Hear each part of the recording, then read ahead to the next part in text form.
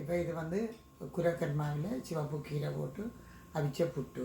உங்களுக்கு பிடிச்ச மாதிரி நீங்கள் வேறு மாக்களிலும் செய்யலாம், தனியாக குரக்கன் மாவிலும் செய்யலாம். இப்போ சம்பல் துவரம்பருப்பு இதோடு சேர்த்து சாப்பிடுங்க.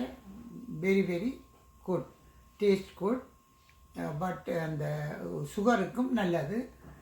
நீங்கள் இதை செய்து சாப்பிடுங்க. ஓகே. இப்போ சிவப்பு கீரை இதை வெட்டிட்டு நான் இப்போ கீரை போட்டு அவிச்சு காட்ட போகிறேன் உங்களுக்கு. இதை வடிவாக பாருங்கோ.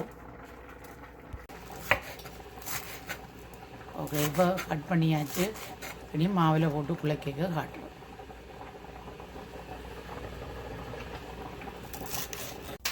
இந்த தண்ணி இப்போ மா குழைச்சாச்சு, ரெடி. இனி பச்சை மிளகா வெங்காயம் கீரையை போட்டு குழைச்சி அவிக்க. ஓகே, இப்போ கீரை புட்டுக்கு மா குழைக்கிறேன். குரக்கன் மாவில் குழைக்கிறேன். நீங்கள் விரும்பின அரிசி மாவிலும் செய்யலாம். அப்போ இது குரக்கன் மாவில் கணக்க தண்ணி விடக்கூடாது, ஒரு அளவாக விட்டு சரியான புழுதிமா மாதிரி இருக்கணும்.